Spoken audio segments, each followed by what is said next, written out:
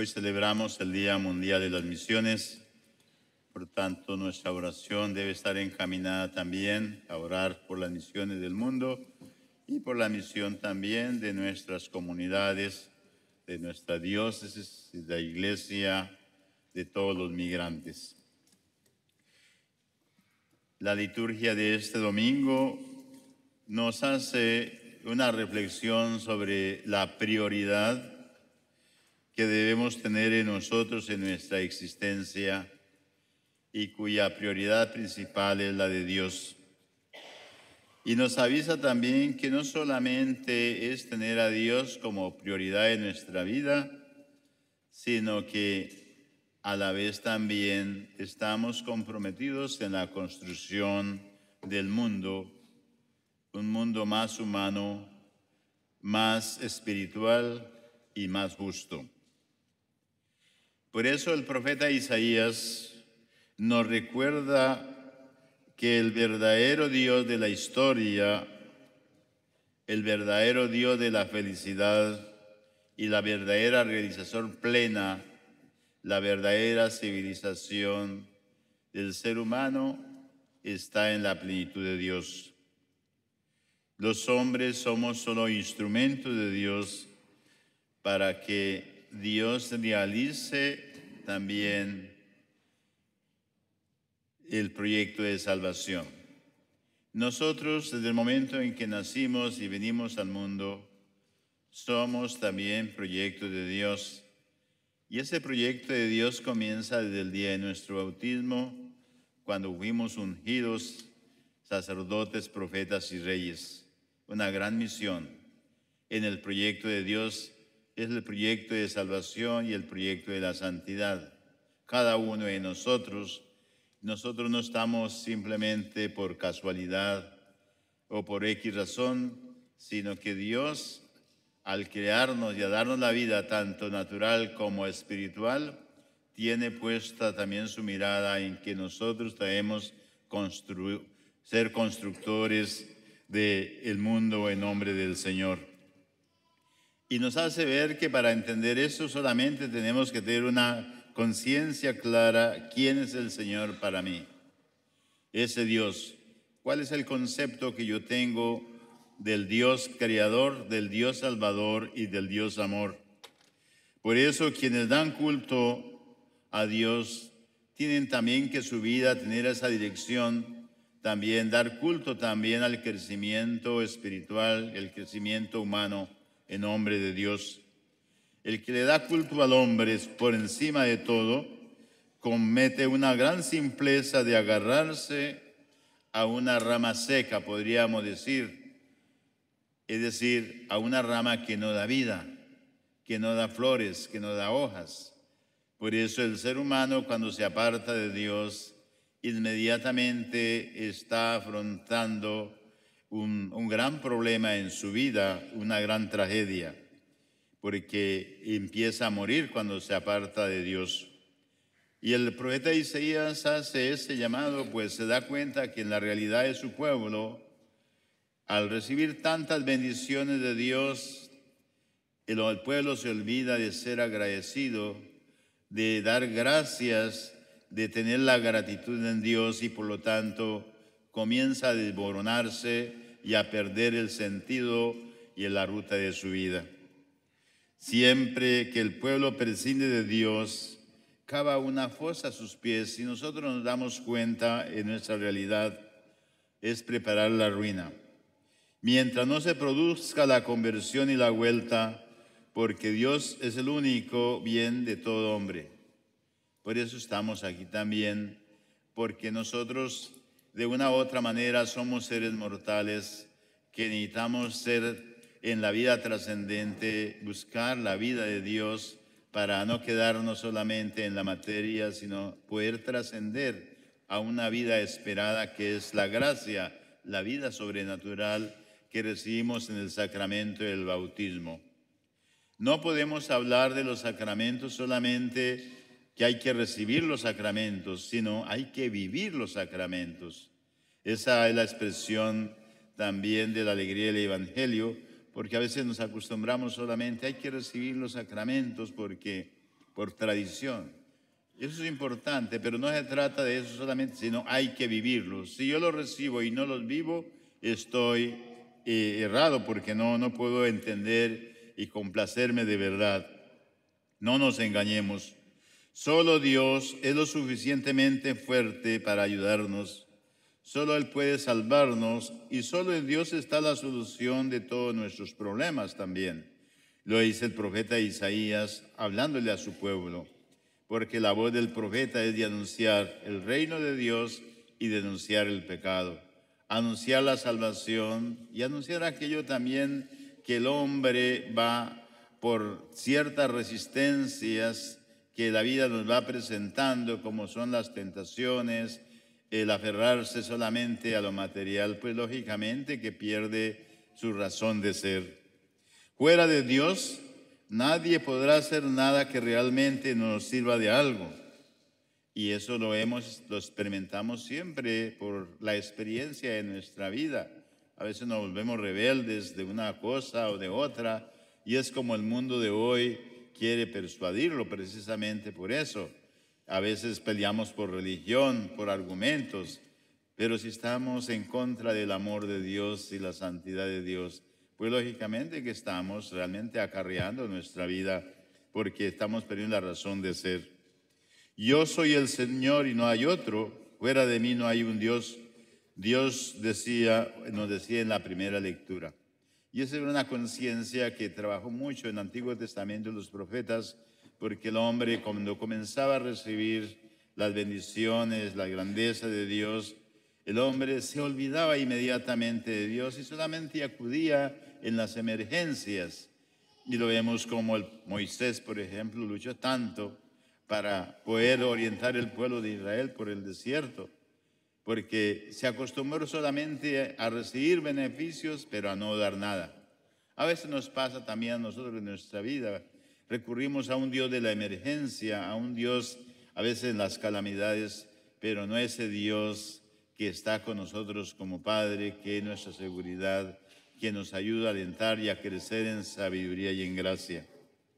San Pablo a los tesalonicenses nos presenta el ejemplo de una comunidad cristiana que se pone a Dios en el centro del camino y dice que a pesar de las dificultades se compromete con los valores y esquemas de Dios. Ese es el trabajo siempre en nuestra vida, el trabajo de trabajar en los esquemas y los valores de Dios requiere todo un compromiso de vida.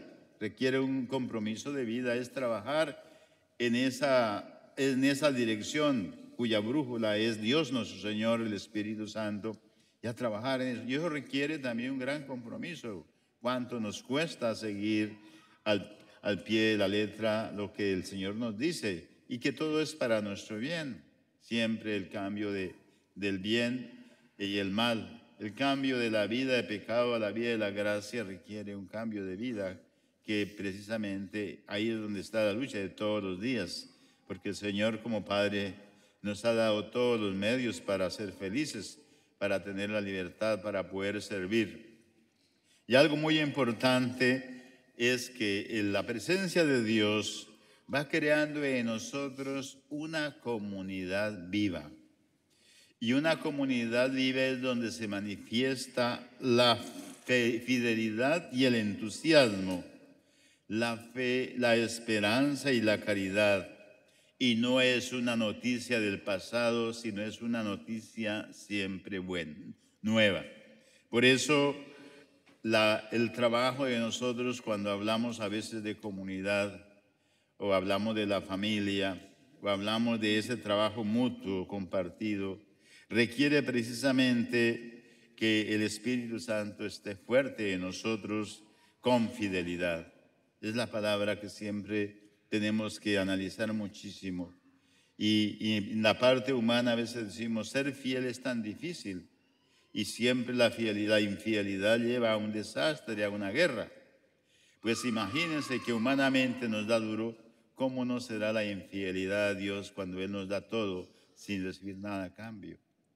Y esa es la parte, por eso cuando hay infidelidad se pierde el entusiasmo, se pierde la fe, se pierde la esperanza y se pierde la caridad y se pierde la buena noticia. Cuando no hay fidelidad siempre salen los rumores, como es la mentira, como es aquellos prejuicios que siempre el ser humano se inventa para poder justificar a veces las acciones o para poder justificar nuestras acciones que son negativas en el crecimiento humano y espiritual, ¿no? A veces en la vida cristiana, ¿no? Entonces, es el trabajo de todos los días de nosotros. Sin embargo, los medios que todos los días están al acecho en este tiempo, los medios de comunicación, que con gusto precisamente caen dentro de el crecimiento de la persona y van agotando y van destruyendo también aquello que Dios quiere también. Si hay un escándalo, se le da más importancia a los escándalos, a los problemas, a las infidelidades y sale por todas las noticias.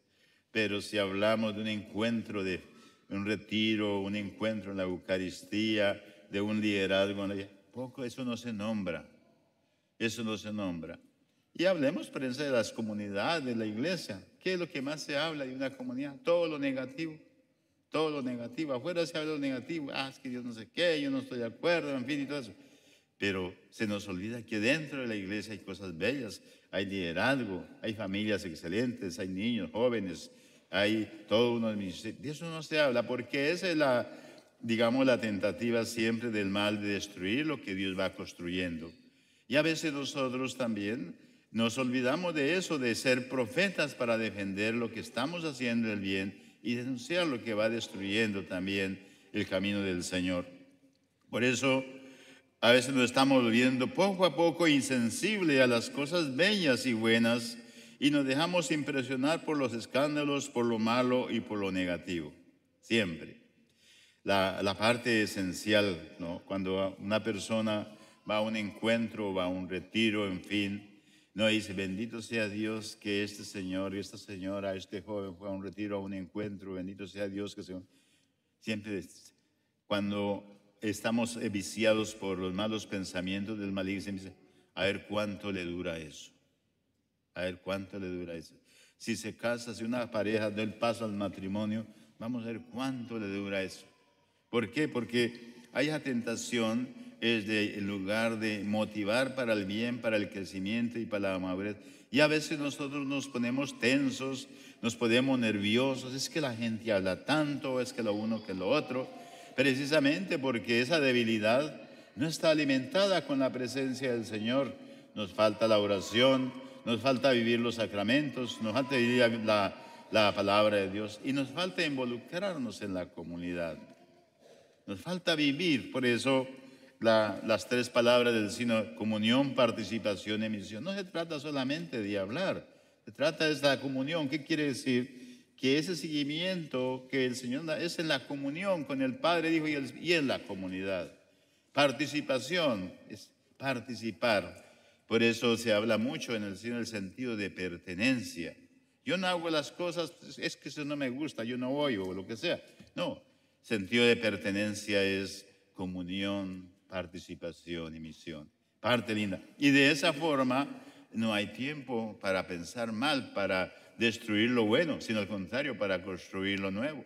Entonces, es la parte importante. Por eso San Pablo nos invita a fijarnos en los testimonios de fe y de amor y de esperanza. Y no se trata de unos testimonios no, que se vuelven películas, sino testimonios sencillos,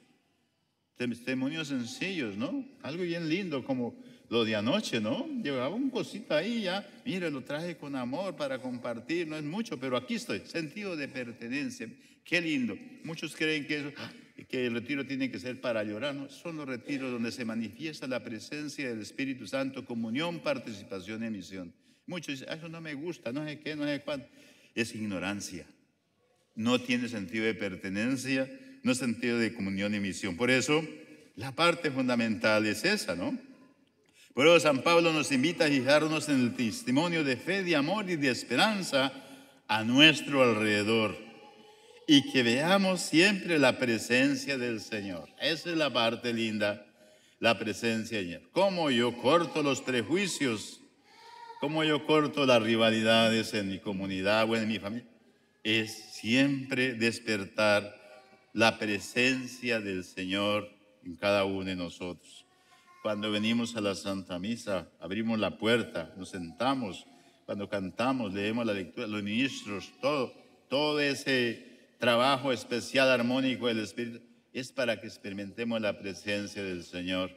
Y comienza con el niño, porque los niños nos van mirando a los adultos, cuál es mi actitud, si yo saludo o no saludo, el joven también, cómo yo me arrodillo, cómo yo sirvo, cómo estoy involucrado, cómo yo me siento feliz. Esa es la parte que nos habla el apóstol San Pablo.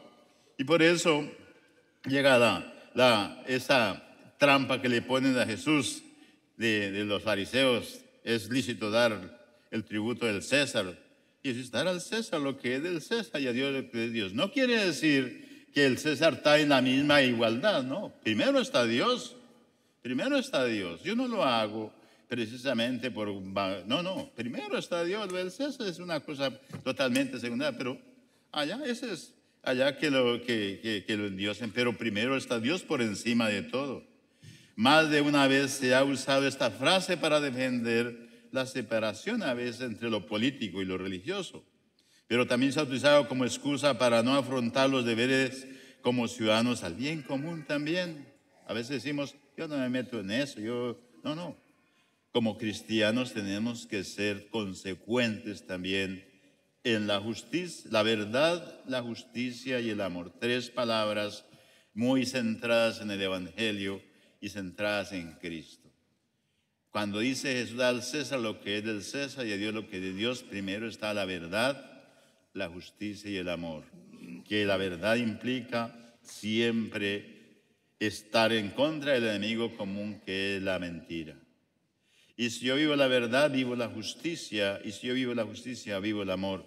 Pero si yo salto la verdad, me convierto en injusto y me convierto en odioso para el otro. Y ahí está el peligro.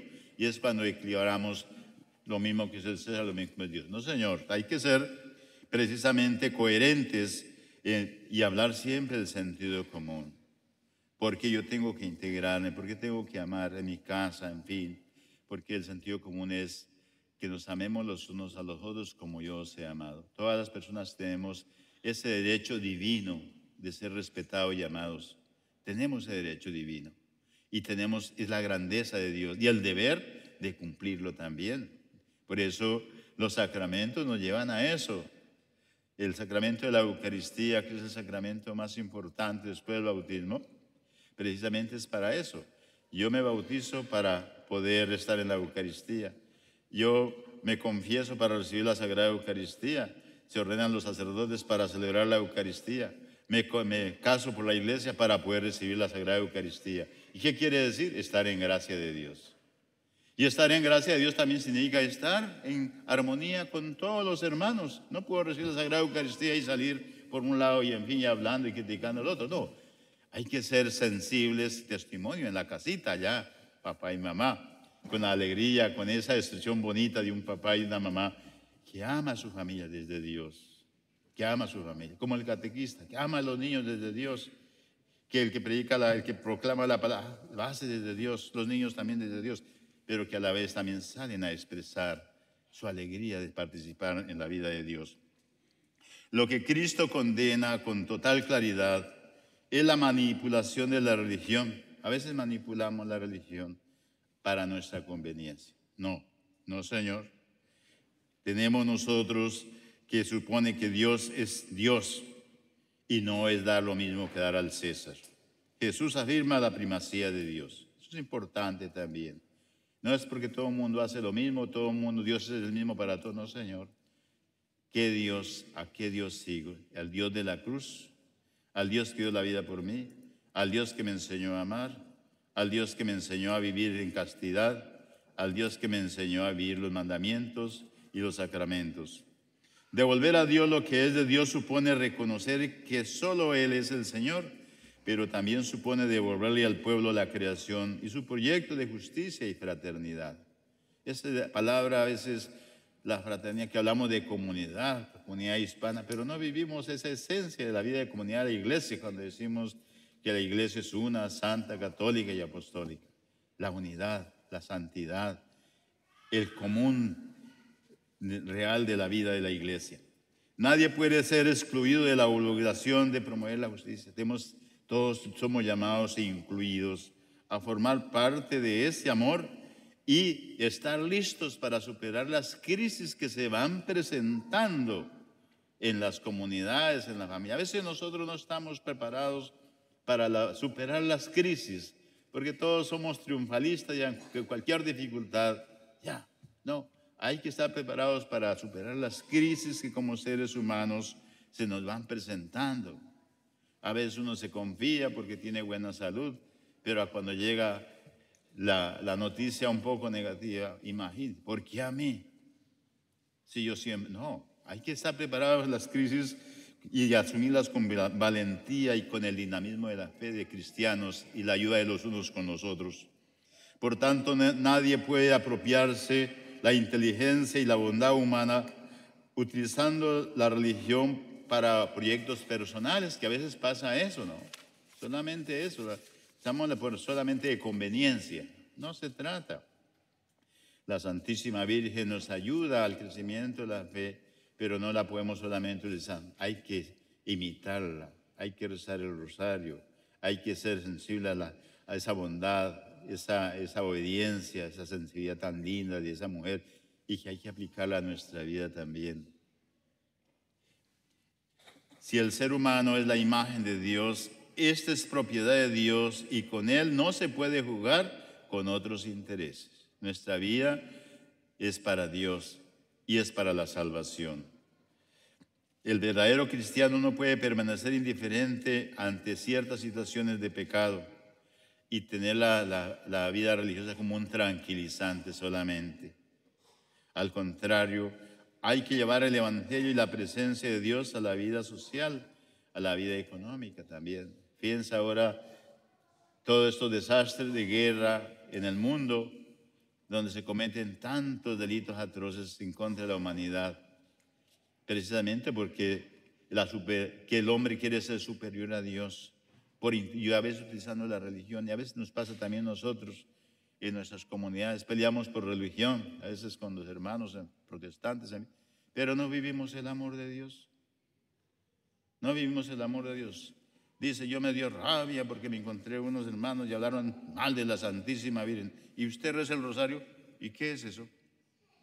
Entonces, ¿para qué? Usted es humilde, usted es caritativa, es una buena madre, está dando, ¿y cómo ayuda a su comunidad? En fin, entonces, ¿para qué pelea? El ejemplo y el testimonio es el que tiene que demostrarse todos los días. En el hogar también. ¿Para qué criticamos los matrimonios si usted no hace el esfuerzo por vivir su matrimonio como debe ser? ¿Para qué criticar a los jóvenes, los de lados, si en su casa no hay diálogo, no hay comunicación, simplemente habla un teléfono? Entonces, hay un reto que hay que trabajar siempre, porque de lo contrario, estamos utilizando la religión solamente para intereses que no sirven. El Evangelio de este día nos recuerda que hay que escuchar siempre la palabra de Dios. Hay que escuchar, actuar con sabiduría, por encima de cualquier otro interés, y que no se puede arrinconar a Dios al mundo de lo privado. No, Dios es el don de la vida. Yo soy parte de eso y bendito sea Dios, pero no lo hagamos propiedad, porque ese Dios que yo amo es el Dios que ama a mi hermano, es que el Dios que ama a mi enemigo, a todos ellos, y quiere siempre lo mejor. No nos podemos convertirnos en esclavos de las cosas, del poder ni de la religión, sino en servidores del Dios vivo. Por eso la Eucaristía siempre es acción de gracias. Tomad y comed, esto es mi cuerpo, tomad y bebed, esta es mi carne. Dad gracias. Y después se da a todo mundo. Y con la misma intención, con la misma difusión y trascendentalidad, llega a nuestros corazones, cuerpo de Cristo, amén. De la misma forma tengo que yo abrirme también a los demás, porque lo contrario sería una mentira y no seríamos coherentes. Aprovechemos las bendiciones de Dios y si aprovechamos seremos las personas más felices, y aunque hayan dificultades, siempre Dios será nuestro Padre y lo podríamos proclamar hoy y siempre, aún en medio de las dificultades. Que así sea.